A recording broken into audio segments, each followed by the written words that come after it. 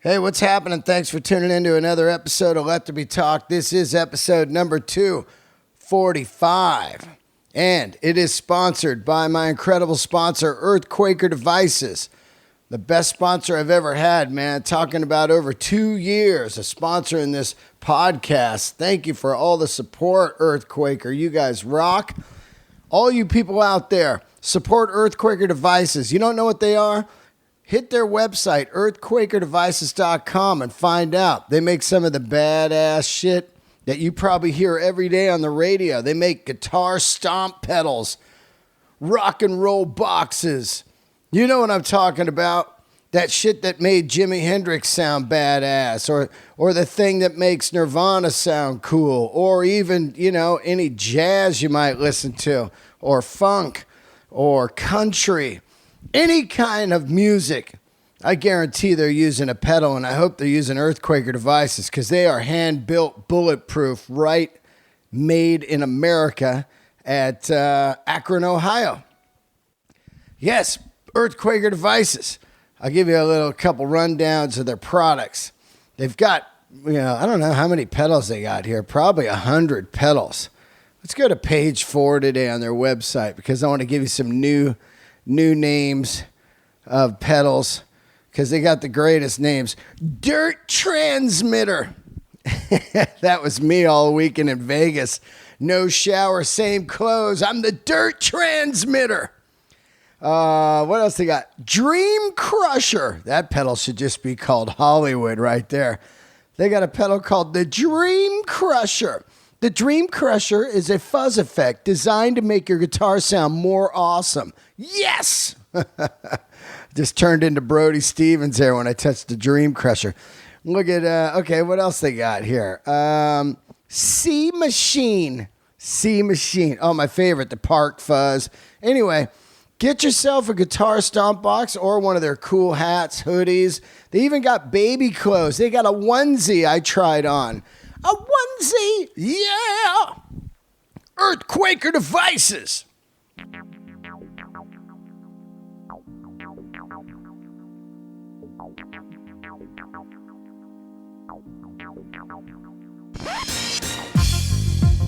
Yeah, I'll take you down into the front lines. Down. Woke up this morning, got yourself a gun. Mama always said you'd be the chosen one. She said you're one in a million, but you got to burn the shine.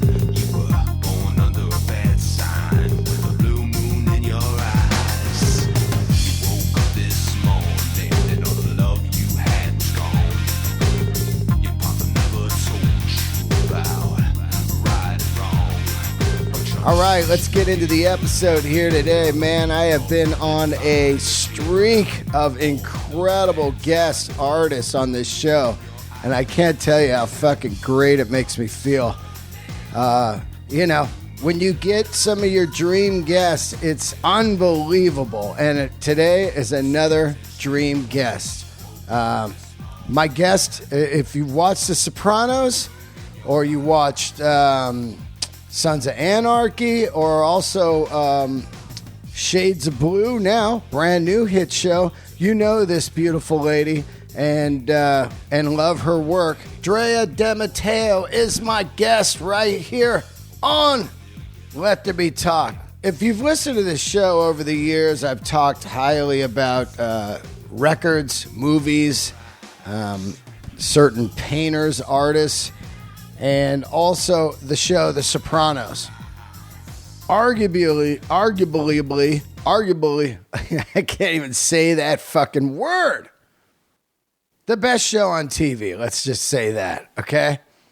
I was looking at the Wikipedia on it. It's funny. It says right here, Sopranos, American crime drama created by David Chase. Some would say the best TV show ever made. I was like, most would. I was telling her that I think that it goes like this. It goes All in the Family, Sopranos, Breaking Bad, Louis. Those are the shows, that completely are outside the box masterpieces. And, I'm obsessed with Sopranos. It was just, America was. It was just so unbelievably real. Came out January 10th, 1999. It ended June 10th, 2007. Some people didn't like the ending. I still worship all of the episodes, even the last one. But I got to say, those first 3 seasons are some of the best TV that you'll ever see. Up until Breaking Bad, I didn't think, nothing will ever touch this. And Breaking Bad gave it a great run for the money. And both incredible shows, both incredibly real and just awesome. I love Sopranos, and I love this woman. Drea came on and was just so honest, man. This girl is also pure rock and roll. What a perfect guest. Not only is she an amazing actress, but she's 100% rock and roll. She's pretty much the perfect woman. If you're what I think, just popping around, knows all kinds of great shit, done all kinds of cool stuff, loves rock, wears rock clothing, lives in the rock and roll area of Hollywood. She's just, she's the tops. And she was so cool to do this show. So I can't wait to share it with you guys.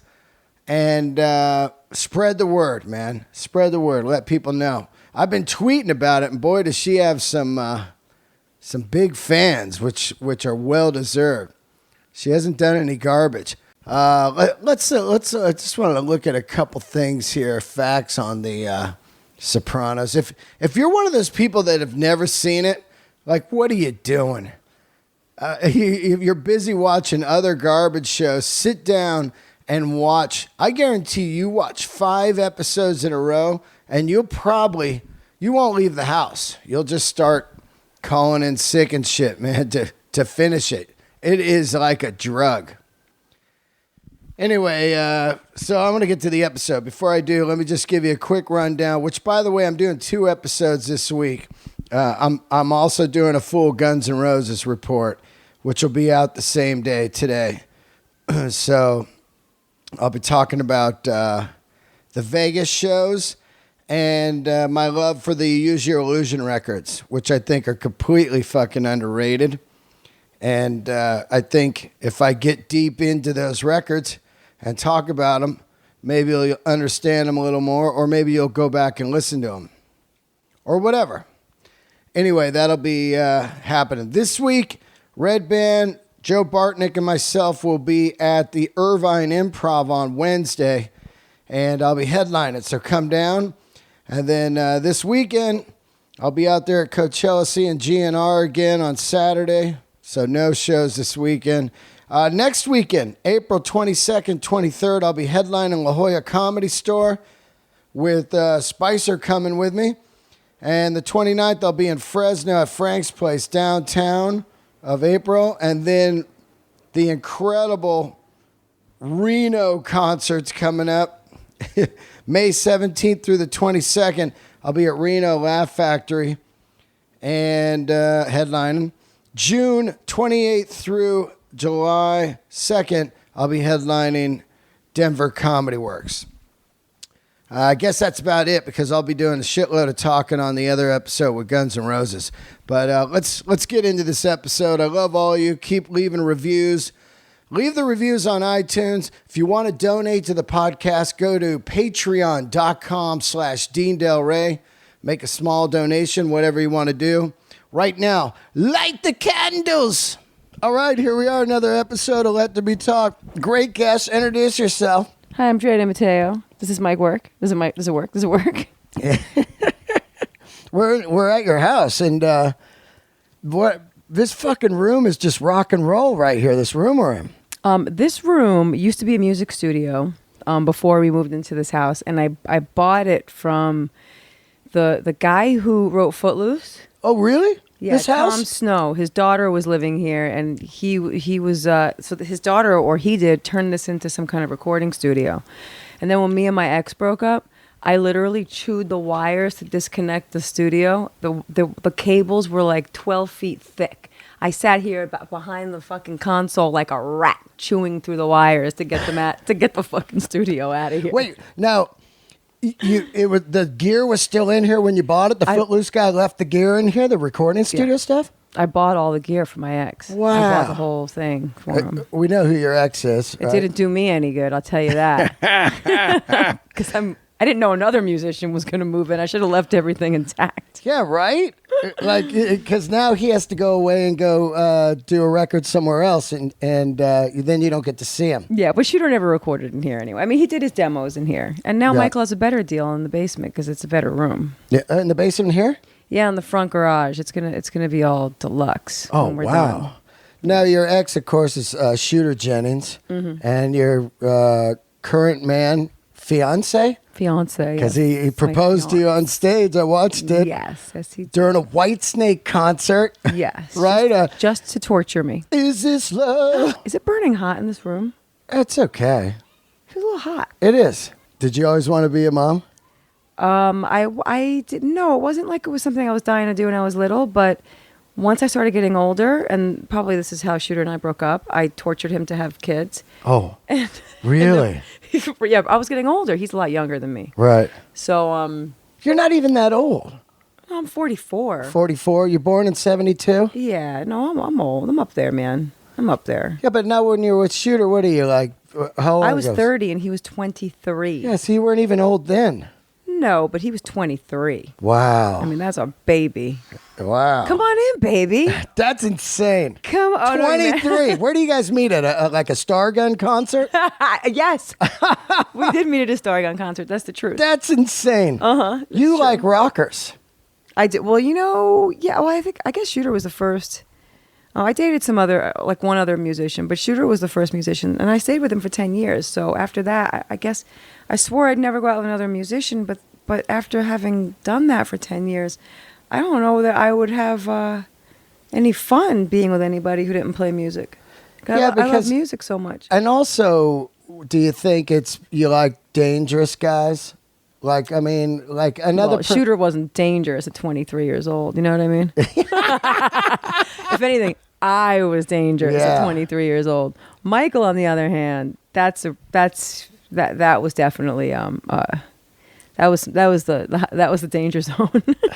You're hilarious, man. But Michael and I were just dating for a minute. We didn't know we were gonna go for the long haul there. Yeah. No way. How long's it been? 4 years. 4 years. Yeah. Holy shit.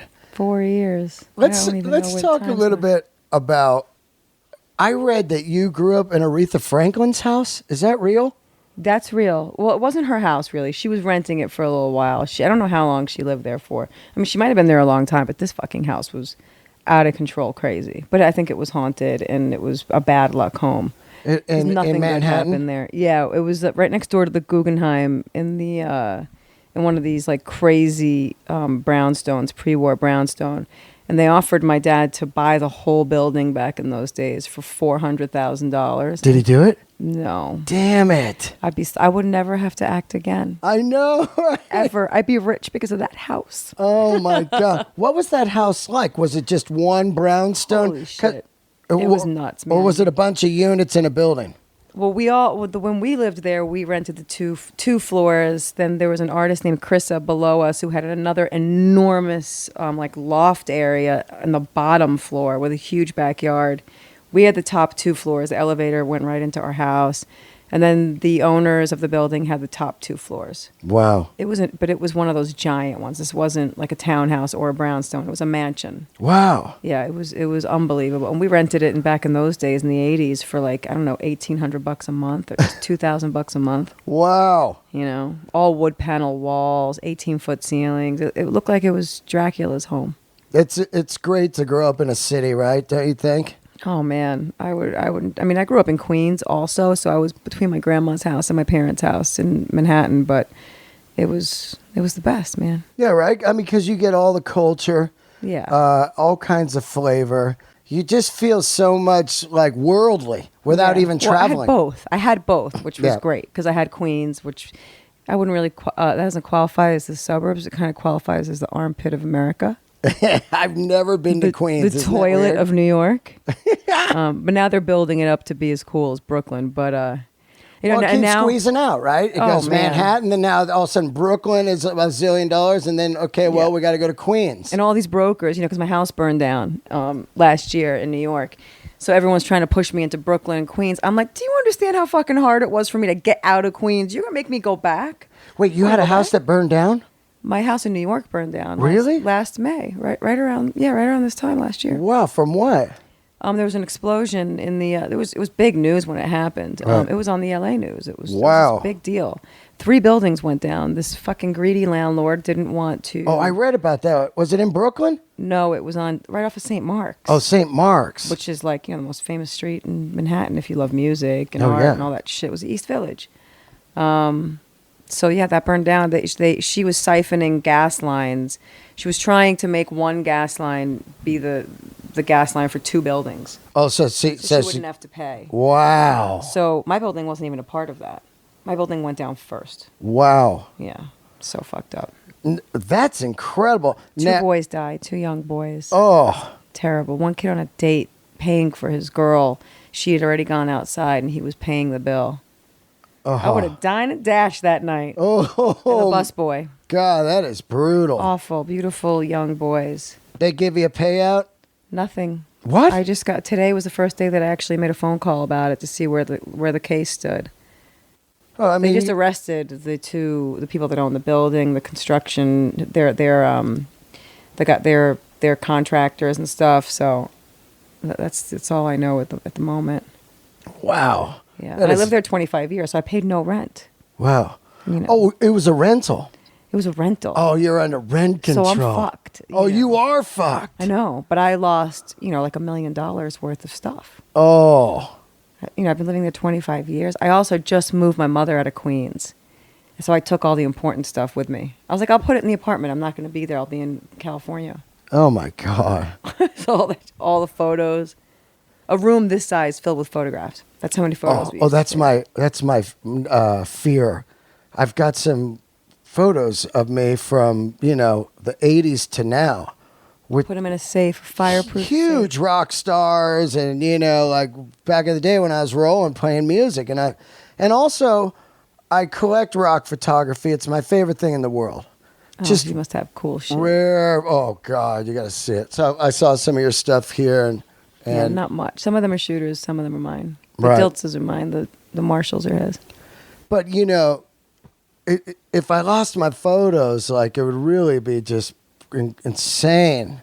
Hard photos aren't even around anymore. I try not to think about all my negatives too, like disc negatives. Remember disc? Oh film? yeah. I had a disc camera, snuck it into all the shows. That's how I have photos of these concerts I went Fuck to. it, that didn't last long. The disc. I know, it was such a funky format. It only held like 14 on the disc. It was weird. It was definitely, but I had all those discs, in this room, this closet that was just filled with photos, Oh man. all gone, man. I keep trying, and I try not to think about the fire because I lost so much shit.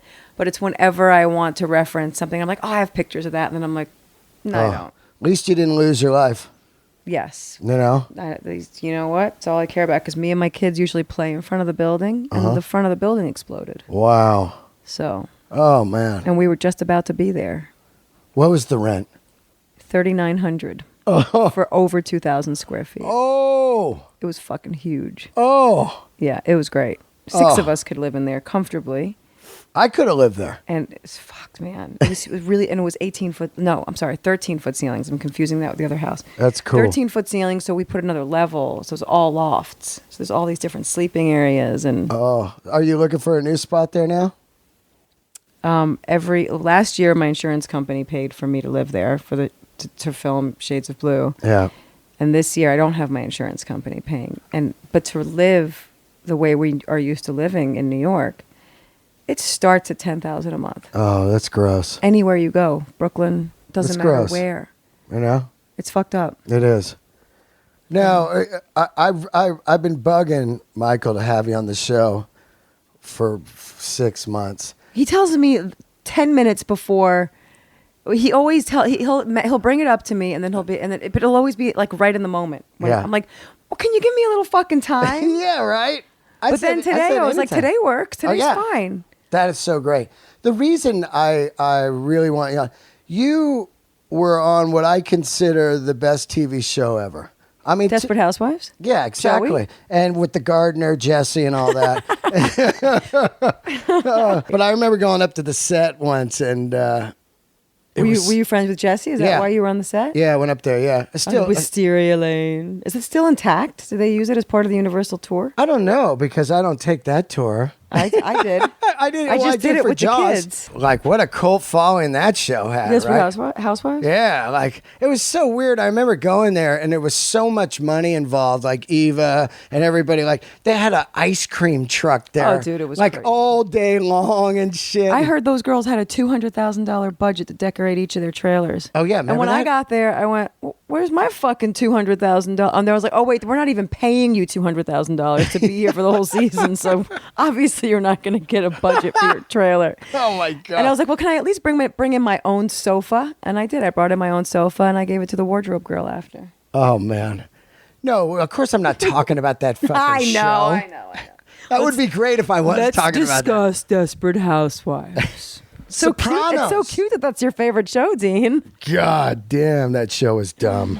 You're talking about this show. I'm talking about the My pinball machine in show. front of my fucking face. I want that pinball machine. It needs to be repaired, though. I know. We're playing it, and the flipper sticks. It's easy. They just clean shit. Yeah. But you have a Sopranos pinball machine here, and it makes all the sounds, and it makes one of the sounds that makes me cry. This show, okay, here's the shows for me. It's All in the Family, Sopranos, Breaking Bad, Louis C.K. To me, I think all right. those four shows are some of the best TV of all time. All in the Family is definitely one of my favorites. It's insane. All in the Family. We just watched the thing when we were in where were we? In Florida. This whole 70s thing, but last night we tried to find all the we're gonna Oh, the CNN 70s thing? Yes. Oh, man. How great is it, man? Where do I see it? I'm dying to see it because now they got an 80s one, too. The 80s one is But great. where do I And see they have it? a whole a whole terrorist one. It's not, and they have a whole women's liberation. Like We watched Patty them all. Hearst and that stuff, SLA. No, it was like the whole Ayatollah Khomeini. Oh, yeah. Remember that stuff, man? Yeah, that was all it's 70s. it's and great. And the gas wars. And you all that. forget. You forget how huge all of that shit was back then. I don't forget it ever. I remember was the so young, though, kidnappings man. and shit. And I went to school with the Shah's daughter. wow. So, and she was we were In New York? two shy kids, so we stuck together. So everywhere I went, I was with her and her 50,000 security guards. And then I realized, wow, my parents really didn't give that much of a fuck about me because there was a hit on this motherfucker. Yeah. And here I am running around with his daughter everywhere I go. a bomb in any car at any time, My right? parents are just like, as long as someone's watching the kid, Wow. Are your parents, were they cool or were they? No, they were awesome. Yeah, They were like awesome. your mom They're was busy. in the biz or what? Yeah, she's a playwright. She's Yep. a teacher. She's been teaching playwright her whole life. Playwright. She's been teaching playwright her whole life. Playwriting her whole life. And my dad's in the furniture business. We're sitting on his sofa right now. He made this? Mm-hmm. This is fucking nice. They're very high-end sleep sofas. Is he still alive? No, he passed away 3 years ago, and we're trying to figure out what to do with the company because we don't know how to run it. Oh my God. Is it But a successful? lawyer, an actor, 2 actors. We're like, what the fuck do we do with this? A successful It was a company? successful Right. company, but now we are completely confused. What about selling it? Well, my mom doesn't. We don't want to. Yeah, it's your dad. It's his legacy. soul, He yeah. loved it. It was his baby. No other kids? You got 2 other kids, right? 2 brothers. And they don't know how to run it? One does, but now he's more interested in acting now that he's older, and now that my dad's gone, now that he's older. Yeah. So no, I'm into it. I like all this shit. This couch is dope. We were supposed to do a reality show on us trying to fix it up, but I was like, am I really going to do that? You don't want to do that. That's gross. I did a reality web series, and it was fun. What? I'm not going to lie. The only thing is I have no edit button. Wow. So I could end up in a lot of fucking trouble, you know what I mean? Yeah. I'll probably end up in jail. You are kind of a radical. What sign are you? Capricorn. Capricorn. But I went from being the shyest person in the room to the fucking loudest mouth in the room. How did that happen? Because you are pretty. Sopranos. And taking us all the way back Let's to get Sopranos. let's get into this. So That changed my life. now you're pretty shy. and you go in and you read for Sopranos, you're only supposed to be on one episode, right? It's like the Jesse of Breaking Bad. He's supposed to die in the Was first. he really? I yeah, didn't know that. Yeah, man. Yeah, and what's really crazy is if you watch the Breaking Bad auditions on YouTube, you can't fucking believe it. Just how different. I want to see that. Oh yeah, I'll show it to you later when we're done. But it's really crazy.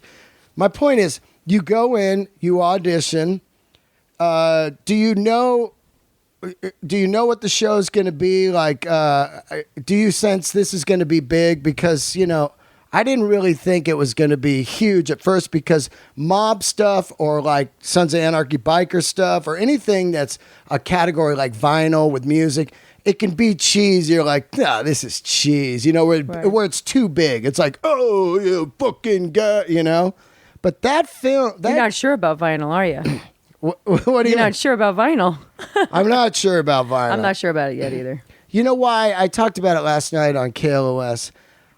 I don't feel the love of the New York rock thing as much as LA. To me, LA is rock. Oh, so for you, it's just more personal. It's not necessarily about the show. It's not necessarily personal. I think if the whole show took place in LA, You would it's dig it way better. New York, sure, you had CBGBs, and then you also had that Studio 54 and that whole cocaine disco era. Right. You're right though, because everything out here was definitely more pumping. Yeah. Especially in this canyon that we're in right now. This is unbelievable, the history up here, But it was less slick, less of a slick thing going on, I guess. It was really more about the music here. I think here also you had all the flavors. You got Eagles, and you got all that, Linda Ronstadt, and you got that troubadour thing. But then you also have 80s kind of X and all that thing, and then you've got like the Knack and that, and then you've got the hair stuff of 80s and everything, and 70s Zeppelin and all that, the Riot House, the Hyatt on Sunset. And of course the Rainbow and the Roxy, all that shit.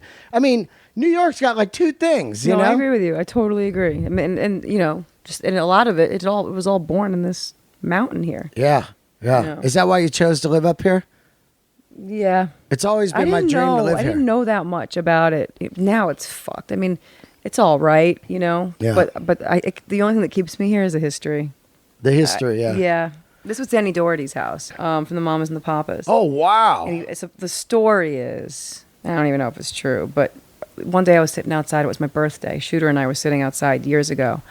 And there were these fucking hippies out in front of the house. And I go, what the fuck are these people doing? People used to think this was Manson's house. Oh, yeah. So they would send me mail and stuff, like weird chick fan mail, thinking that I was Manson. Yeah. But it was these older hippies. It's like, hey, I'm sorry to bother you, but... today's the anniversary of my father's death, my friend's death, or something. I think it was the anniversary of the death or his birthday. And he lived here, and we were wondering if we could just walk through the house once. Wow. I want to show his daughter the house. Uh-huh. It was this old hippie saying he wanted to show Danny Doherty's daughter the house or something. And they did. I let them. Yeah. And so me and Shooter were like tagging along behind them. Like, and they're what telling the fuck stories? are they talking about? So we listened to all these crazy stories about this house. Wow. And I guess the story had it was that he fell in love with Michelle Phillips. He bought this house thinking they were going to have this life together. She went back to John Phillips. Yeah. Then the Monterey Festival happened, which was their festival. But it changed the face of music. And the Mamas and the Papas was no longer psychedelic, was no longer cutting edge. It was no longer anything. All of a sudden, now you got Janis Joplin, Jimi Hendrix, The Who. Everybody was about to cream them. Otis Redding. Yeah, their careers now are in the shitter because of their own fucking festival. Yeah. He's now doesn't have the love of his life. So this was he moved into this house. It was like his demise. Wow. But he supposedly bought it from this lesbian nurse who was dying on her deathbed, and she had nobody to leave anything to. The story is that this house is haunted by the lesbian nurses, is that her woman died in the house, but she had a lot of money, so they hid in this house and kept themselves sequestered here because their families, they were in exile pretty much. Whoa. So she lived here, filled this house up with the most beautiful antiques of the world and stuff. Supposedly the fireplace is the only thing left that she flew in from Ireland. And all these hippies would steal all of the art while Denny Doherty was away. So he'd come home wasted and fucked up, and all these hippies would be walking down the street holding art. Whoa. She Just signed. She robbing gave her. everything to him. She said when she was dying in the hospital, she said, "Just take everything. I'm going to be dead in a minute." Whoa. So she let him take Incredible. everything. I know. And the other story was like in the living room, whenever they'd walk into the living room, there'd be all these kids tripping on acid. They would make everybody who was tripping on acid get in this giant hammock that they had in the middle of the living room, and they'd hoist it up to the ceiling. So they had it on these Pulleys. these kind of pulleys, and there were vines painted all over the walls, and the walls turned black because they kept the fire going all day. There was no pool in the back, so it was all mountains. Yeah. So there were tents everywhere. Then Bowie rented the house. Whoa. For a What little while. era? This late 60s, 70s, I think. This is incredible. You know, it was it's a crazy story. I don't know if Bowie really lived here. I don't know if the girl who was living here, Tom Snow's daughter, said that. She said that Angela Bowie came to look through the house because Yeah. she was in town or whatever and wanted to remember something or whatever. And she went through the house. Supposedly he slept in the bathroom upstairs because it's a round room. Oh, wow. And I was like, okay. I don't know if it's true though or not. You know The what? day he died, we Yeah. were taking a shower in the Yeah. bathroom upstairs. Yeah. And I didn't know he died, but it was my kid's first shower ever. The whole bathroom had a blackout. And then I had to get the conditioner out of their hair because I had tons of conditioner in their hair. I was Yeah. like, don't worry about it, guys. And I was home alone. And I was like, fuck, a blackout? What is going on right now in this house? And then we feel all the shit falling all over us. The tiles just started crumbling down on us. The day Bowie died? And then we get an hour later, someone goes, dude, Bowie just died. I was like, really? That's fucked up? fucking crazy. She goes, dude, that's why your tiles fell down in your bathroom. Wow. I was like, let's not get crazy. Let's not get crazy. I here." believe that. But it's a nice story. It's a good story. I love you. You're a rockhead. That and the man. lesbian nurses. How'd you become such a rockhead? Man, I was telling Michael this the other day. Every phase of my life was dictated by music. I went through every musical phase there is. I went through the alternative scene, the punk rock scene, heavy metal scene, like just anything, hippie, rap, you name it, I was there. Maybe not as deep as I, would have been had I just followed one musical genre my whole life. Right. But I went pretty deep with everything, and it dictated the way I dressed and the way I used to roller skate, and I used to be into breakdancing, and like every single thing there was. I love music, man. Yeah, yeah. It's the one thing I couldn't live without. What I do for a living is, to me, a total fucking snooze. Yeah. But it was probably the closest I could get to that. Did you ever try playing music? When I used to sing when I was little, my mom would be like, don't do that. Whoa. You probably don't want to do that. I Oh. was like, all right, fuck you. Oh, mean mom. Don't do that. No, she wasn't even mean, and she's the most supportive person in the world. Yeah. But it was like for one thing, and I'm a really sensitive person. Obviously, Yeah. it's why I do what I do. So I never did it. I never even tried. But you know what, man? Yeah. Watching these guys play instruments, I don't know. I can't do math either. Yeah. To me, that's fucking math. Yeah. I could never do it. Well, it is kind of It's magic mathematical. to me. It's shapes also, though. You can sing, man. Thank you. You can fucking sing. And I hate what's going on right now with the whole Brian Johnson thing. But Jesus Oh. Christ, if they had to do a tribute every now and then, Yeah. I think it should be you. Right? Fuck yes. Man, isn't that bummer on Brian Johnson? No, it's really It's disgusting. gross, right? It's really bad news to me. Coming from a girl who has an AC/DC tattoo on their. You do. I got above Bon their Scott. snatch. You see my Bon Scott? Holy shit! Yeah. Oh my God, that's amazing I though. know. It's not just some shitty tattoo. No. That's Who did that? Nico Hurtado did that. Fuck. I mean, it's so smooth. Yeah, looking. right? Wow. You got AC/DC above your snatch. I do. I would show it to you if it wasn't so old. Oh, If it wasn't on my C-section scar. oh my And it didn't God. really look like the highway to hell now. Oh my God. You're so radical. I had, you know what burned in the fire? A picture of the band holding up a real photograph, a snapshot of my magazine cover where I'm wearing a bikini with all these dead bodies in the trunk of a car behind me, and Yeah. I'm holding a shovel. Yeah. And my AC/DC tattoo is like front and center, and they're holding up the magazine. Oh, fuck. That picture burned in the fire. That was one of my favorite pieces of memorabilia. Oh. Who did the tattoo? Kat Von D? No, it was when I was a kid. Oh, a you kid. know what? It's somebody who is well known, though. Oh, yeah? His name is. I went there to get loser tattooed on me, and he wouldn't do it. Loser? Yeah, because above your snatch? like a loser. Loser. It was because I couldn't get a part in something. that Let I me was tell you trying to- something. If a guy pulled your pants off, it just said loser right there. That's more rock and I roll tell than you, that is the AC/DC. fucking funniest tattoo ever. Because the guy would be like, am I the loser right now or is she? You know what I mean? Never thought about it. That would have been fucked up. I would. My whole life, my life path would have been different if that guy would have said okay to the loser tattoo. He's like, come on, you don't really want to put that on your body, do you? You didn't get a role, so you wanted that? What role was it? I can't remember. Really? See, look, it didn't even mean No, nothing. it You were didn't. I about didn't to. even care about acting back then. It's just because I wanted to win. Right. You know. But who was the fucking guy? He's a guy, Chris New York or what? Collins. Oh fuck! Yeah, New York Adorned is where he was originally. Tattooing was illegal in New York, right? When? Well, just forever, I thought. And it's just Really? like kind of tolerated. Yeah, like in the 80s and shit. Like the shops were illegal. I mean, they were there, but it was like illegal to tattoo in New York, I thought. Oh, that's possible because when I got my first tattoo, I did it in someone's house, and he had just finished a chicken. I was like, really? I'm number 2. So How many tattoos you got? they're all little, and I couldn't even. They're all so bad. I'm not allowed to have tattoos doing what I do, so I'm always like, I just got this little name of somebody that's. I'm like a yearbook. I'm covered in names. Yeah. So I have nothing. That of is any substance. You're hilarious. But they're everywhere. There's like maybe 15 of them. Let's get into Sopranos. Okay, let's do it. You go in. Do you look at it like I look at it, or do you like in it and you're like, ah? No, I am the biggest #1 fucking fan of the show. Yeah. And I'm still astounded and amazed that I was on it. I have this very objective sort of relationship to the show. It's the Right. only show of mine that I ever could even watch. I'm talking about like the best show ever on TV. I think so, man. I mean, it's like what's really insane about it is how real it felt. Of course, I've never been in a mob. I don't hang out with the mob or anything. But when you have complete feelings for the characters in a way of like, there's an episode where Tony's going to show Meadow some colleges. That's my favorite episode. And look, I got goosebumps. Yeah. And I think that's the one I'm talking. That we're he has to go strangle this snitch that got out of prison, and he's living in a motorhome. Yes. That's not my favorite. The other one though, when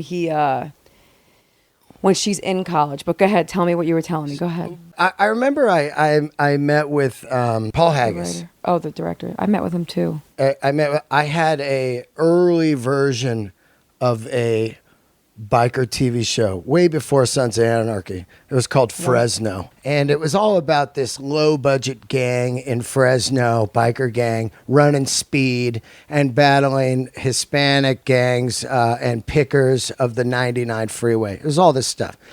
And Haggis looked at it and he said, you know why the Sopranos work? And I said, no. And he goes, your main guy just kills dudes all the time. I don't like him. With Tony Soprano, we never really see him kill for a while, and we like him to where when he finally does, we justify it like, well, we like him though. Right. But when he finally does kill, and in that scene where he's strangling this guy and his shoes get all muddy and he gets back in the Cadillac, he picks up Meadow at the college. How's the college? She goes, why is your shoes all muddy? That's when you realize, oh, I couldn't be in the mob. Because he's completely like, that just happened, but I'm picking up Meadow, and now we're going to go home and eat. Yeah. And he fucking murders this guy. Like it's just, and it's all about family stuff, you know? Yeah. That's what I mean, where it feels so fucking real, you know? So when you're in the show, like, can you believe how fucking good it is? Yes. I did. I know. There was never a moment where I was like, well, there were moments where I had issues with things I had to do as an actor because I felt like it was not believable. Like what? Something as simple and stupid as this. I begged David not to let me call Christopher Chrissy. Because I thought my accent sounded too fake when I would say Christopher. Yeah. And they would really write it in like over the top. And I had a lot of over the top like things that I had to do where I was really loud and it was not who I that's, was. But I think that's He's what... like, I don't want who you are. I want you to play this character. Well, yeah, because that's really what I feel like these Jersey kind of style women are. And of course, these other mob kind of women, you know, they're always like, oh, look at him. He's so gorgeous. They're like really big. Their hair is big. And it's... Well, I was all that. That's what I'm saying. But David's whole thing, you know, I only started out with one, as you know, just one line in the episode. show. But I wasn't even the same character in the pilot. Right. Was, really? No, when I auditioned for the part, I had no idea that I thought it had to do with music.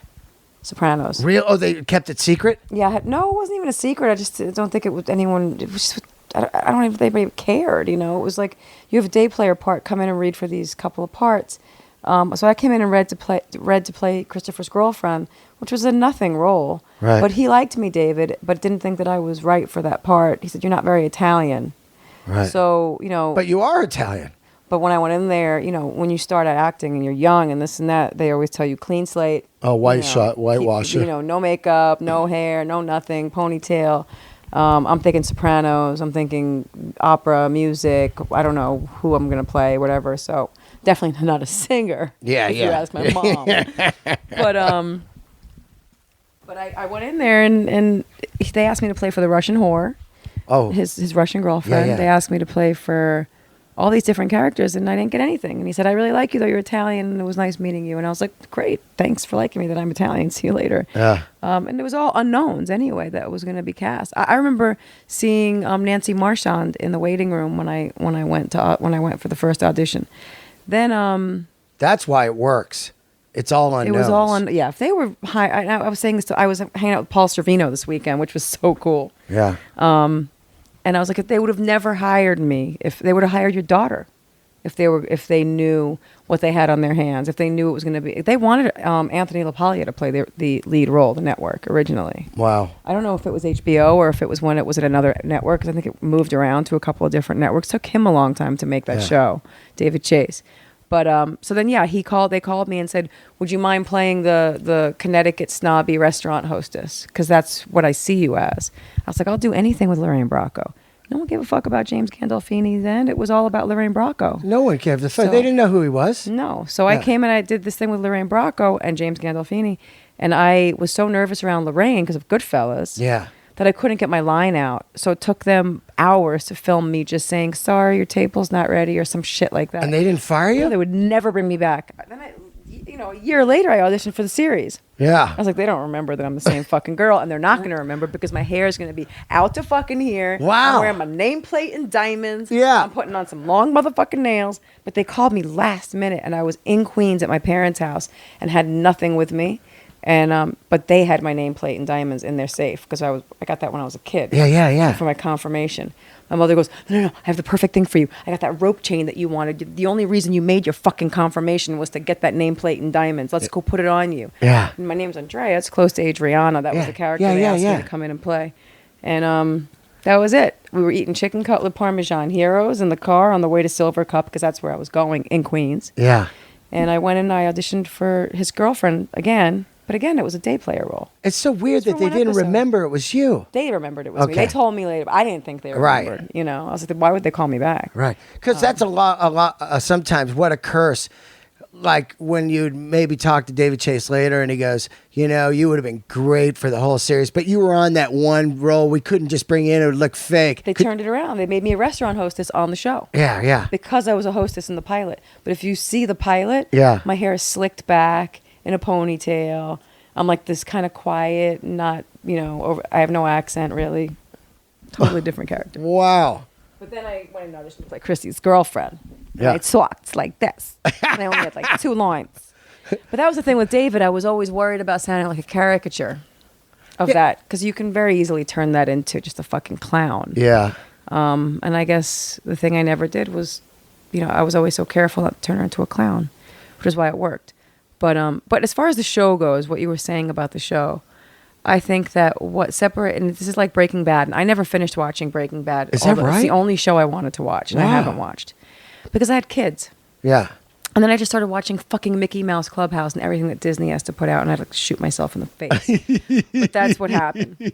But if I had a choice of shows that I would sit down and watch from start to finish, Breaking Bad would be one. But now we're committed to The Rockford Files and MASH, and Taxi and good Cheers. shit, though. This is where we're at right now. Yeah. You're when I was growing up. Well, I mean, the two of us, I think we're just trying to hold on to any aspect of our childhood right now. Yeah. But also, I fall asleep during everything, so he's not allowed to put anything on that I actually want to watch. Oh fuck! Like when you're in your trailer though, like doing TV and stuff, you're down a lot. Don't you just fire something on? Not me. I'm the only one who doesn't do that shit. Right. I'm focused on whatever I'm about to do. I stare at my lines from morning till night. Oh, to memorize them? Not even just memorizing. It's just so that I know if I can understand what I'm doing, then I can say them. If I can't understand what I'm doing, I won't be able to memorize them. There's a couple. I think the episode when you're going to get killed, Sylvia's going to kill you in the forest. Right. It actually like I'm a badass. Like soul. I feel like a soulless man sometimes. Like I can see shit. A guy get run over a car, and I go, people were upset, man. Man, I was crying. I know. How did you get to that place? Because you're in the car ride, and he's talking to you like it's normal. He's like, Tony's going to be fine. You know, they'll have him a couple of days. Christopher's a good kid. And you're looking out the window in the forest. You know it's going to happen. How do you get to that point in your mind as an actor? Do you learn that in school, how to get that dark and follow into that? Or is it just somewhere that you went in your mind? Because it feels so brutal. Between that one and when Big Pussy gets killed, shot out on the boat, and he says, "Not in the face." Oh, yeah. That is so fucking brutal to me because that's what, and it always has to do with snitching. It's the only fucking time. And I never understood snitching. And when you really watch that show, I realized there can't really be any mob or anything anymore because people just snitch right away because they don't want to. There's no. I never snitched. I know you didn't snitch, but you were. That's why it was even more heartbreaking. Yeah, right. But I'm saying FBI stuff, all that stuff. You know what I mean? Mm-hmm. It's gonna happen, and then you're like, what is your? What are you gonna do? You know. Old days, guys didn't snitch at all. They just went in, did their time, they got out, and they made money. And, you know, they got money when they got out. Thanks for not snitching. It's part of the gig. Man, the whole world is a different fucking place now. Yeah. I mean, how do you do anything and get away with it at this point? You can't. You can't get away with fucking anything. I know. You can't even get away with being an honest person anymore. My point is, though, how did you get there? You know what I mean? Okay, well, with that scene, people always come to me about that scene, obviously, always for years now. But I'm going to tell you the truth about that. For me, that was not, and I've done a lot of emotional stuff on the show. That wasn't one of those moments where I was like having to push as an actor or find something that I couldn't find somewhere. Right. It was over. You know, the scene where I tell Christopher that they pegged me already and he strangles me. Yeah. That for me was my swan song. That was my moment of walking out of that show. Right. The scene where Silvio shoots me, to me, it was just another day of, you know, I had already been finished with the show, I think, and I came back to shoot that scene. David said we were going to shoot it two ways, one where I get away and one where he kills me. Whoa. And we shot it. They showed it. They showed the part of me getting away. They actually put that in the episode. You see me imagining that I'm getting away, and I look down at my suitcase. And sign. That's right. That was a possible alternative ending. And they did that because they didn't want to break the confidentiality. They were afraid that everybody would snitch. I was just going to say that. Speaking of snitches. Yeah, because they shoot it two ways and trick people. The crew That's never how they knew. do American Idol. Everyone wins. Oh, really? Yeah, this, like at the end, everyone wins. No one. I have to ask J-Lo about that. Yeah, they go like, you won or whatever. So then the people doesn't know who won, you know what I mean? And like tweet it and text it or whatever. Oh. And then you find out, like, I guess at the last minute or what. I forget how it worked, but I heard that. Interesting, right? Because why wouldn't everybody in the audience fucking be telling everybody? Exactly. I never even thought about it. That's what I heard. I don't even smoke pot anymore, and I haven't even thought about it.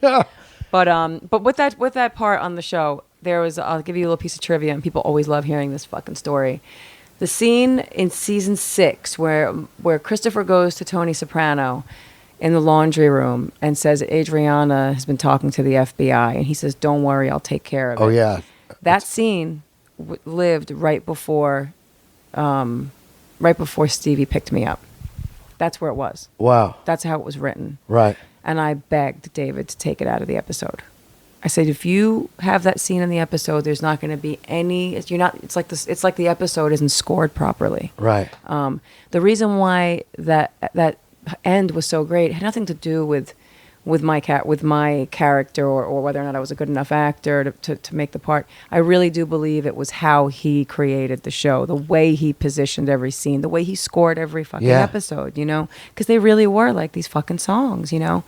And I think that with that, had he left that scene in there, and he knew, you know, he said no at first. He's like, no fucking way. Wow. And then I teamed up with Stevie about it, and we talked about it because Stevie didn't want to kill me. He didn't want to be the one who killed me. Yeah. I was like, why is everybody making such a big deal out of this fucking television, man? Who Yeah. cares? Just shoot me in the fucking head. Man. Well, they don't want their character to be disliked. And they didn't want to show him. They didn't show it. They wouldn't show me I getting know shot they in the didn't head. show it. You run away and he just shit. But you it hear the wasn't as a sound. cliffhanger. It was out of respect to Adriana, is what David said. Out of respect for the love that we had for this character, because they knew that that people, you know, loved me and stuff. People stopped watching the show. I know. You know, because that's what, like you said about Tony Soprano, that's where we love him, we love him, we love him. But then when we see him do something that brutal, now you're seeing him do something brutal to a character that you've grown to love over 5 years, Right. who's not even guilty. But my favorite episode was the episode where she's in college Okay. and Joey Pants is still with that stripper, right? Yeah. The young stripper. Right. And he brutally murders her. And I think it's in the same. This is a girl who's like around the same age, in the same age group as Meadow in Right. college. And now here you see this kid who has all this opportunity, yet she's treating her roommate like a piece of shit. Right. And you see that she is not the innocence on the show either. She's the child, but none of these children are innocent. They all have agendas. They're all the way they maneuver in the world is just not the way a normal, compassionate human being would be. My character was the only one who had any compassion. Yeah. She was the innocence on the show. So when they kill that off, there's no hope anymore. So No hope. And I think that was, you know, it was symbolic of a lot of things for people. I think when you see Christopher kill a guy his first time, and then he's having dreams about, is the guy dead really, and he has to go dig him up to really see. The Pine Barrens? What's Is that? that from the Pine Barrens episode with the snow and all that? Yeah, and he goes back out and he digs the guy back up to make sure he's really dead, and then he goes to talk to someone and they go, "Oh, it was your first one." That really tells me that maybe Christopher wasn't cut out to be for it compared to the other guys. You know what I mean? Like, because it haunted him. But same thing with Tony Soprano. Yeah, because he had all Neither the of them demons. were. Yeah. That's Do why you- you love them, because they were so conflicted. Yeah. You know, if they were not conflicted, like you said, who would give a shit? It's so crazy. Yeah. Do you feel that the show changes once the mom's dead? A lot of people thought the show wasn't as good as once the mom dies. I felt it hit a weird spot when the sister comes. What's the girl's name with the Aida, stones tattoo? Parvati. Yeah, it kind of got weird during then. Once Buscemi comes in though and starts directing and stuff, I feel it gets radical again. When he kills the stripper and behind the strip club, I'm like, holy. That's the episode I'm talking about. That's my favorite episode. Oh, that People fucking hated that episode. Oh my god. People were so mad. I was like, "This is the best episode. This is this writing at its best." Oh, that's the same episode where Meadows treating her college roommate like that's shit. right. I gotcha. Yeah. Now that's when the show to me feels like it comes back. I agree. Because it I'm hits. so glad you love that episode. Oh, are you man. kidding me? Because first of all, Steve Buscemi is one of my all-time favorites. His film Trees Lounge. Oh, it's so great. It's a masterpiece, and of course Mark Boone with him. He kind of saves the show for a while because it gets kind of like because it was such a show that I think it was on Sundays, it would be like, dude, Sundays at 9. You see last night, and then after a while, it wasn't you see last night, and then when he comes in, you're like, this fucking guy is killing it. Yeah, I don't remember. You know, I need to. That's another show that I only watched it when it aired. Right. I still haven't gone back and like binge watched it or watched it again. Everyone I know has seen it several times. Yeah. I need to watch it again. I'm gonna Yeah. watch that before I watch fucking Breaking Bad. All right. Wow. Breaking Bad is which, by the way, I think it's the only show that comes close to Sopranos. it really is. It's funny too because you were on Sons of Anarchy, and which, by the way, you're great on that show. Oh, thanks. And you got to make out with Jax Teller, right? You know,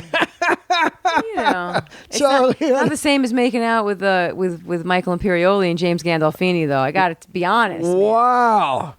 Wow. But what do you think of the ending? Of Sons? No, of Sopranos. Oh, I thought it was genius. Yeah.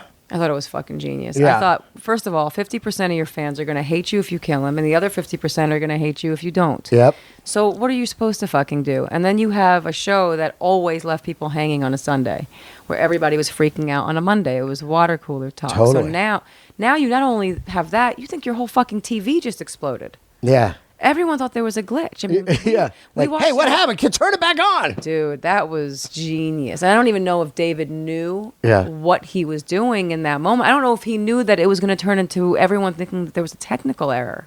I love it because it's exact to what's the movie Inception with the top spinning. I didn't see it. It's exact to that because everyone had a different idea of what happened. Of course, later on, I think I read recently that David Chase says since it went black, he got killed because his eyes are like. Did you read that somewhere? I heard that. I never read and I have read articles, but I always feel like they're like some phantom articles that are being written. Right. I need to still sit down. David was the first person who called me when my house burned down, and I've never spoken to him since Sopranos. Wow. And he was the first person, and I didn't ask him that question, and now I'm gonna fucking call him and ask him. Do it. I'm going to call him right now on the air. That'd be great, right? Hey, man, did he die? It's still don't know. I tell you, it's got to be a bummer, man. I mean, when James died, that's such a fucking shock. I wanted to see that play so bad he was doing at the time. I didn't see it. I know, right? And I'm like, I got to get to that. And everybody's saying how great he is.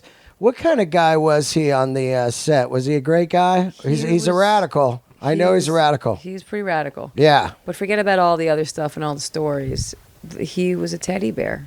Yeah. He was the best guy, aside from the fact that he's a powerhouse actor. Yeah. And ooh, man, right? Powerhouse. How fucking good is he on this show? I was so nervous when I had to do scenes with him. I thought I was going to fucking die of a heart attack every time.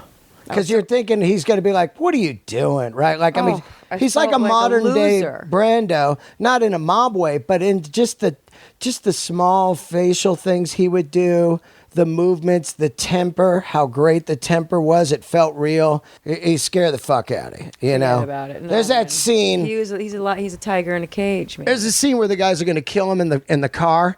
At the two black guys, they come up with the guns. He sees them. He starts dragging the dude, you know, by the. I mean, you're just going. This guy is an outlaw. Oh no, he's insane. He was insane. He was like a caged animal before he start his scenes. Yeah.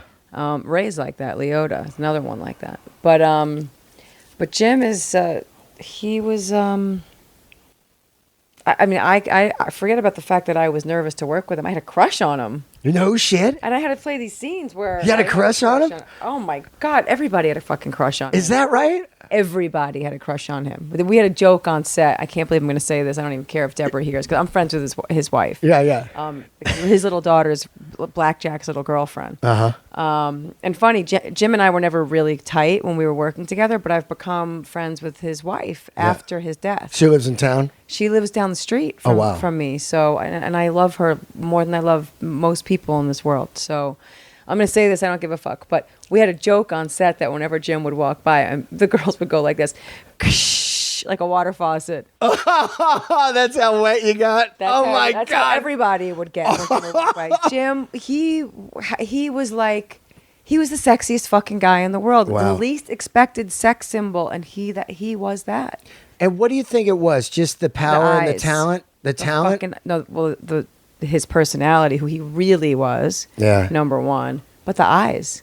His fucking eyes, man. Wow. The most intense eyes ever. Wow, that's crazy. Yeah, and he was awesome. So you made out with him. You were going kook? I don't even know if I made out with him. I don't remember those scenes. Did I actually made out with him? I think so, right? Did I actually made out with him?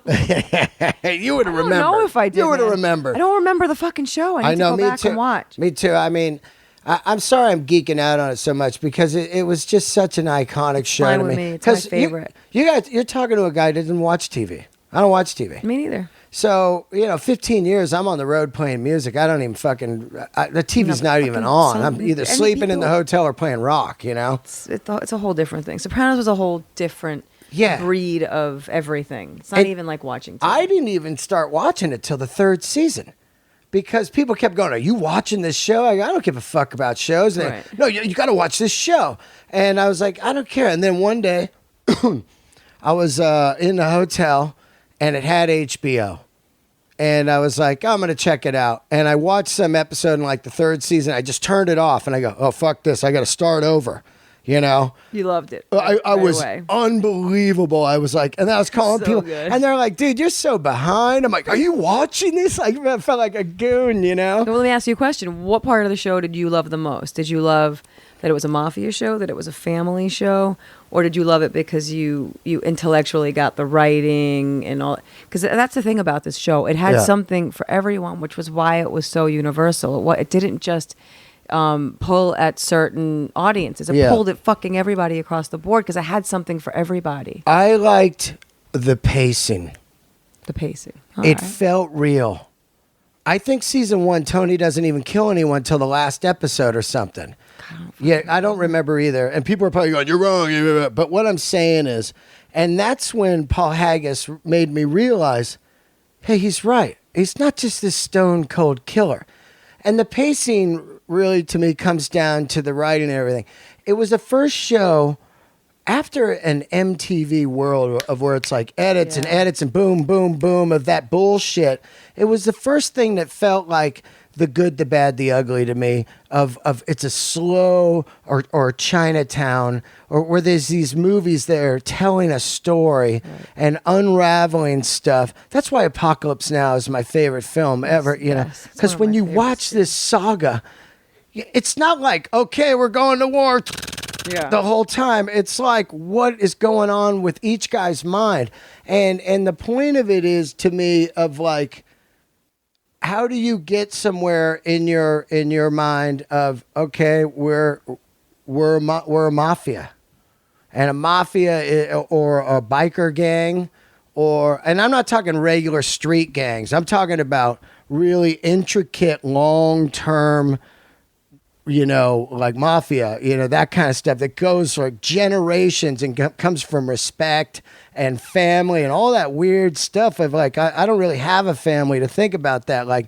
these guys would kill and stuff. And it's all set around like, this is our neighborhoods and our areas. That's all fascinating to me, Right. Well, people love a subculture of any kind. Yeah. Always.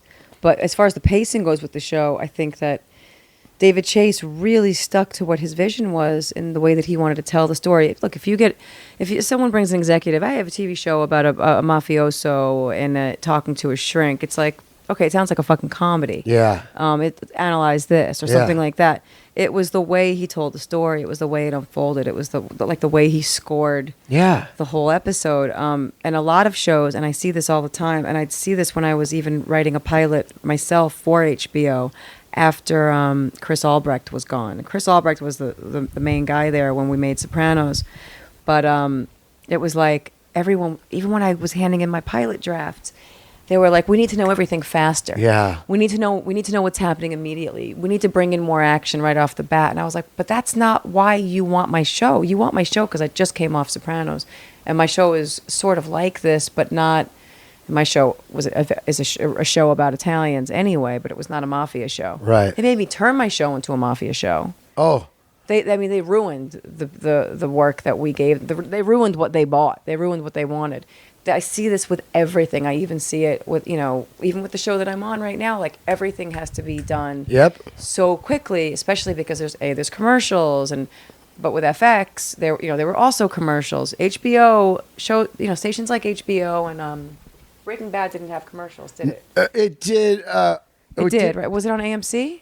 I can't remember. Was it FX, right? What Breaking Bad station was is it? AMC, Oh, it's I on. think. Yeah, that's it. Yeah. They have commercials, I think. Yeah, but I don't really remember them because I'd watch it later. But the thing about David Chase was he just let everything breathe. Well, that's the thing, and I think that people that are in charge, like you said, they ruined your pilot. They don't have the patience. They don't think America has the patience. But you know, when you look at something like The Wire. The Wire is. I'm sorry to say I've never seen it. Okay. I feel terrible that I've never seen it. Well, that's okay. But The Wire is still being discovered now. And it'll always be discovered because people are like, they weren't in the frame of mind because they've been trained for this fast action shit, you know, just bam, bam, shit's happening. But when you watch The Wire and The Sopranos, the speed is what stuff used to be like in the 70s. You know, it just was storytelling and Right. it was laid back. And it wasn't like you didn't need to know everything. Oh, I hate that. That's the one thing I love certain films like Yeah. that, but for the most part, That's what I didn't like about the end of Sons of Anarchy.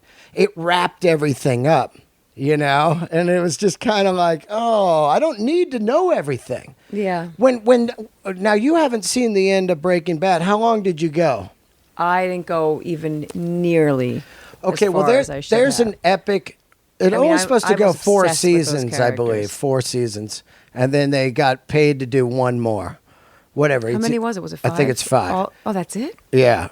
But there is, at the end of season 4 or 5, I could be wrong how many seasons there are, but the very end, everybody's going to know what I'm talking about. There's a scene where this is where they're ending the show before the money comes in. And it's some of the most genius wrap up I've ever fucking seen. Ever. Because I'm not going to give it away to you. No, don't tell me. Yeah, but when Wait, you. you know what? I think I might have watched the finale. I might have watched the finale because I couldn't avoid it with the amount of people in this Right, house yeah. normally. But then they pay to do another season. And I'm just kind of like, Well, that's what happened with Sopranos. They were supposed to end in season 5 yeah, see, that's. when I die. Yeah. And they kept it going, and the people. But that was I don't know. You know, I don't know if that was really true or not. I would love to ask David if that was really true. But you know, then they went for the season 6, and then they went for season 6.5. Yeah, that was weird. Mm-hmm. I like stuff when you feel like it's ran its course, Right. and I would really like a guy to balls out. Go, you can't buy me. This is the fucking story I'm telling. Well, they wanted Kurt to keep going on Sons too, No, I know. and he refused. Yeah, I get it. Yeah, know. and that was a wise move. You know, he's not even going to do this. He's not even writing the new one. You know. Well, I think he went for 7 the way Sopranos did, or 6.5, Right. as David Chase put it. Yeah. You're on a news show, Yes, I am.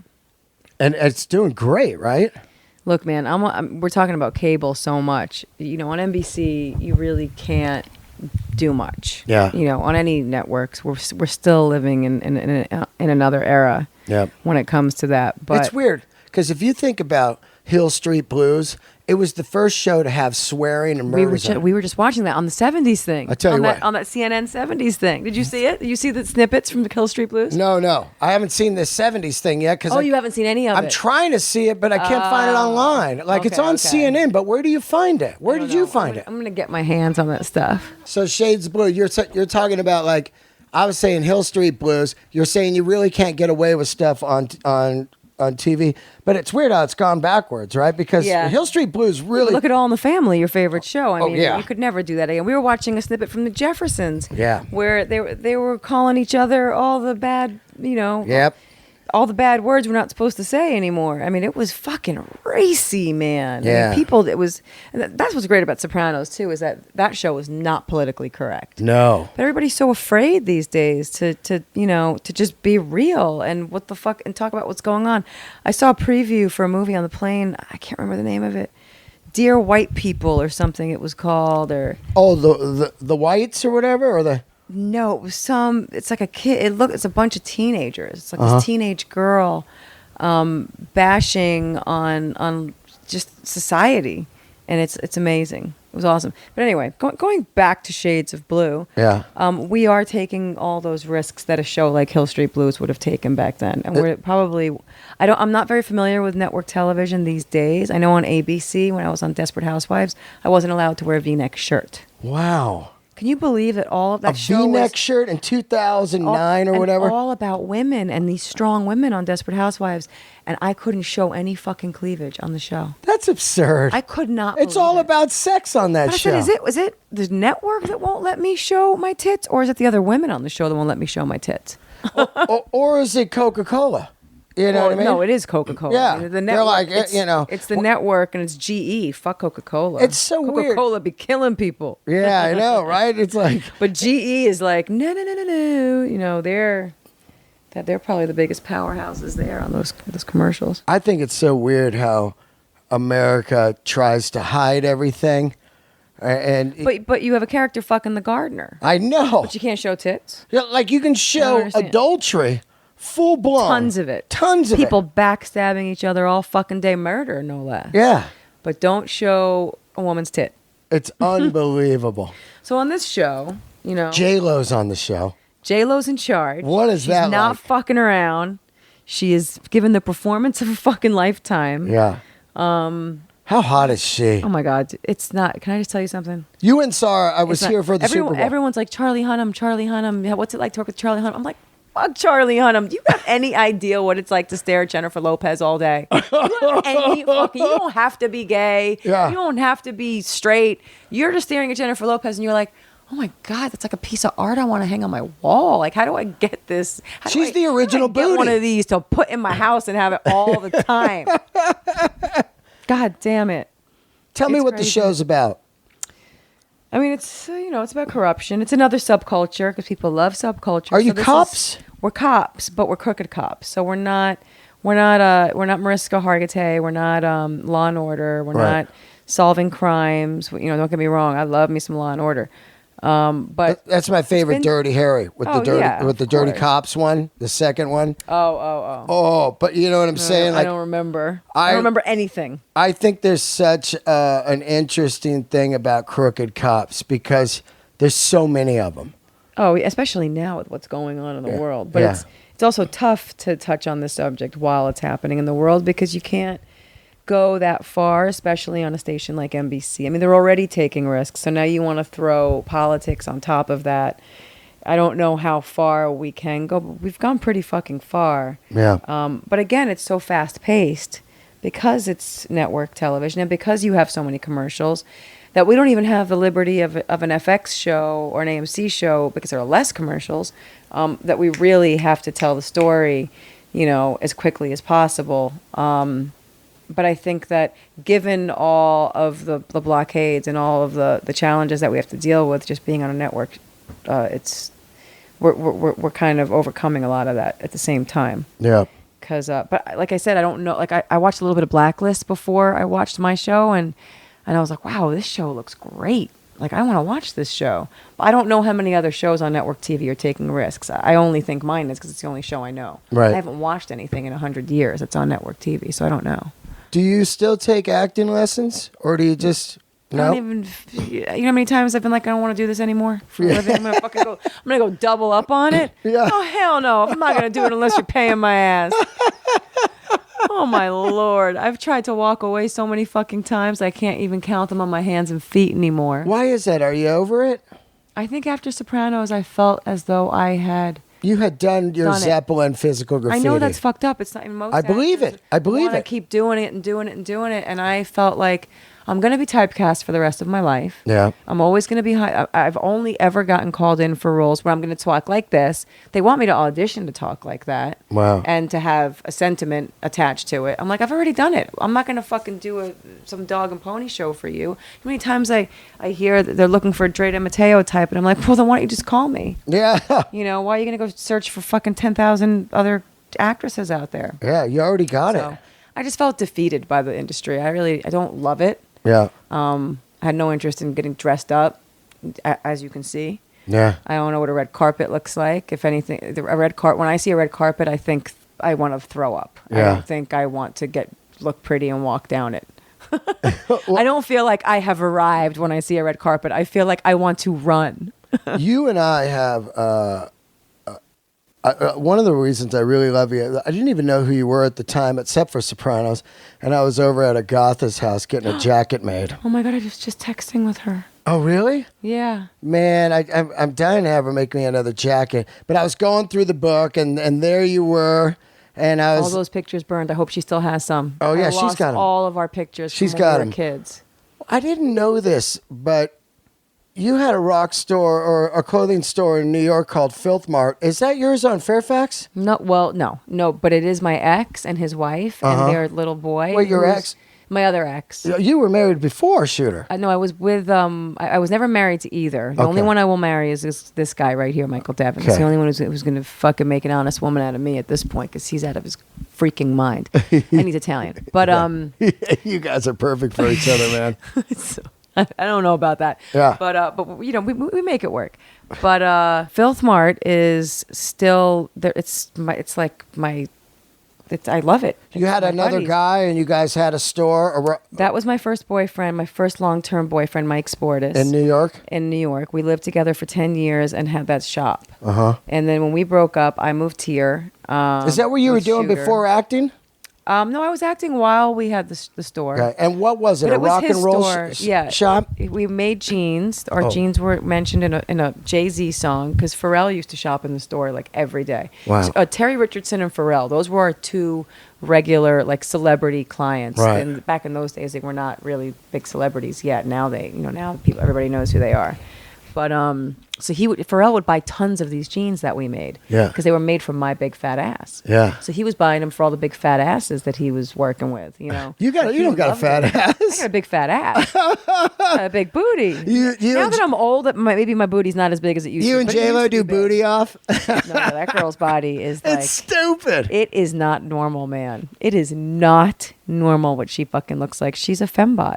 So but you like rock and roll clothing, which I love, you know? Well, we started with those. See, Mike back in those days didn't even want to. Oh no, we got our hands on. Vinny Gallo came into the store. We had a lot of rock and roll tees, and he said, "You guys need to go where I used to live, Yeah. to this place called House of Guitars." And they have this overstock in their basement covered in rat shit, and it was of thousands of rock tees that are just untouched. Whoa. And we went there and bought the whole fucking lot of their shirts. Oh, what so a we were the gold only mine. ones that had all these rock tees, and they were all the bootleg ones, like the Pakistani ones. Yeah, and yeah. Those parking lot shirts. They were real fucked up. So we had, and then Jesse Camp Yeah. came in during the Hey, MTV man, days. he did 2 of my shows. He was. I love you, Dean. I'm Oh Jesse my God. Camp. And now I feel bad that I didn't do his I think he had a podcast or something. He did wanted 2 of to mine, do. 2 episodes. I'm supposed to do his thing, and I kept flaking because it was while we were shooting Shades of Blue. Yeah. I haven't seen him since we were kids, but he was just starting out, and he was needed all these clothes for MTV. Yeah. So he came and fucking took everything, and MTV paid for everything. Wow. So that was our gold mine, were those shirts. But anyway, fast forward 10 years, I moved here with Shooter. And then Mike and Maggie, his girlfriend back then, they moved right after me down the block. I was like, oh, we're going to be best friends forever, aren't we? Wow. And we've been best friends forever. That's amazing. Your ex-boyfriend you're still friends with? Oh my! I'm really best friends with his wife. Wow. Really. Now really they moved tight into with him. Kelly Cole's old place Yes, on and then Fairfax. Kelly's in another place. He's over on La Brea. Right. But what do they sell now? Rock T-shirts and Well, shit? now, see, when we were kids, when me and Mike were kids, the whole thing was he was in art school, and I was trying to get him to do his art. I bought him tattoo guns. I tried everything to get this guy to fucking do his artwork because he's a phenomenal artist. Yeah. I couldn't get him to do shit. We were too young. That's how artists are. I know. Well, Maggie has managed to get him to do all of his art, and this was always his dream, is to be like a mini Winterland Productions. Oh, wow. So he makes all these rock tees for all these new bands. Oh, wow. But it's only the super cool bands. Because Yeah. first of all, you got to pay extra money for his shirts Of because they're course. better. He makes all the shirts that look like the Pakistani shirts. Yeah, yeah, yeah. But they're heavier and they're unbelievable. It's like Maid Warren. You been there? Mm-mm. Oh. They would know what you're talking about. I'm going to fuck you up after we hang up here. I don't know. They might be like, that's shit. No. Compared to their stuff. Sorry. Nothing's worn out of theirs. No. Nothing's worn out. It's brand new. Right, yeah. Nothing's made to look old. Yeah. It's all It's brand just the new. way they print everything and Right. the way they kind of the puffy inks and shit, you know, like this. This is vintage, and the ink just sits on top. Yeah, It's, nothing, no heavy print. Yeah. But he draws everything. Wow. So everything's psychedelic 70s and crazy. I mean, you got to follow him on Instagram. I will. You'll tip Well, Filth there's Mart? Filth Mart. You can at Filth Mart is Maggie. That's the shop. Yep. And that's his wife. And then Mike from Filth Mart Mm-hmm. is all his drawings and all the concert tees and just the regular tees that they make. Wow. All right. They're sick. They're awesome. I'm going to get out of your hair. What a great day. All right, get out of my hair. I'm so glad. Do you want to eat dinner with us? What are we having? I don't know. We should go see. I'm in. I hope they cooked for all of us. What's Sometimes they just cook for the kids, those fuckers. Oh, I was here for Super Bowl, and they were making some great shit. Oh my God, can I tell you about the Super Bowl really fast? Yeah. I was here. You came in all hungover It from was the J-Lo concert That's in Vegas. true. But Michael never had anybody over the house before. And normally when I have guests, he hides. Really? He's very shy. Yeah. And very, very standoffish. So when I have and I always have a lot of people in the house, he usually hides, never comes out. Yeah. So now he's having all his friends over the house. You were hiding. Huh? You were No, hiding. I was fucking hungover. Yeah. And I was taking care of the kids and stuff like that. And I hadn't seen a lot of my friends that were here. But and they were here, Mike and Maggie. Yeah.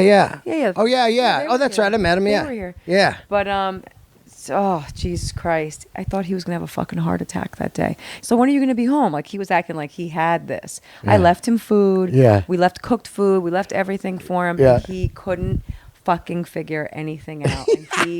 So I sent over my friends from Mackenzie Aston, his mom just died, Patty Duke.